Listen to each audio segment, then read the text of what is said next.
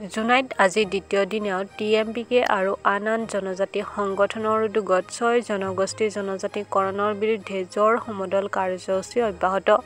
জুনাইত 6 জনগোষ্ঠীক জনজাতিকৰণৰ প্ৰস্তাৱৰ তীব্ৰ বিৰোধিতাৰে যোৱা শুকুৰবাৰৰ পৰা আৰম্ভ হোৱা জনজাতি সংগঠনৰ জ্বৰ সমদল কাৰ্যসূচী আজি দ্বিতীয় দিনা অব্যাহত ৰাখিছে।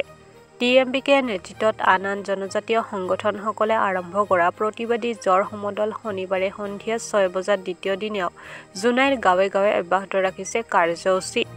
অহা 25 নৱেম্বৰত মন্ত্ৰীগোটে বিধানসভাৰ বিশেষ অধিৱেশনত দাখিল কৰিবলগীয়া প্ৰতিবেদনত কোনো পধ্যে যাতে 6 জনগোষ্ঠীৰ সপক্ষে নাযায় তাৰ প্ৰতি জনজাতিসকলক গাঁৱে গাঁৱে আৰম্ভ হৈছে প্ৰতিবাদী জ্বৰ সমদল কাৰ্যসূচী। আজিও জুনাইৰ আনে বিল্লাম আঞ্চলিক সমিতিৰ উদ্যোগত মমৰা গাঁও, কেমি জেলেম আঞ্চলিক সমিতিৰ উদ্যোগত লেকু জেলেম গাঁওকে ধৰি কেইবাখনো আঞ্চলিক সমিতিয়ে নিজা নিজা গাঁৱত জ্বৰ সমদল কাৰ্যসূচী অব্যাহত ৰাখে।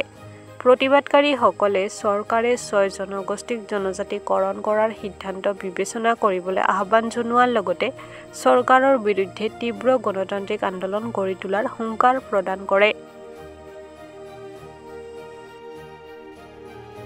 চৰকাৰক প্ৰতিবাদ জনাইছোঁ, যিহেতুকে বৰ্তমান 6 জনগোষ্ঠী জনবহুল ব্যক্তিসকলক যিটো জনজাতিকৰণৰ যিটো চৰকাৰৰ যিটো প্ৰচেষ্টা, এই প্ৰচেষ্টাক প্ৰতিবাদ কৰি আমি আজি জোৰ সমদল আমি আৰম্ভ কৰিছোঁ। আৰু এই প্ৰতিবাদৰ জৰিয়তে চৰকাৰক আমি দাবী জনাওঁ যে কোনো পধ্যেই এই 6 জনগোষ্ঠীক জনজাতি কৰিব নোৱাৰিব আৰু আমাৰ যিটো দাবী, এই দাবী অসম চৰকাৰে মানিবই লাগিব।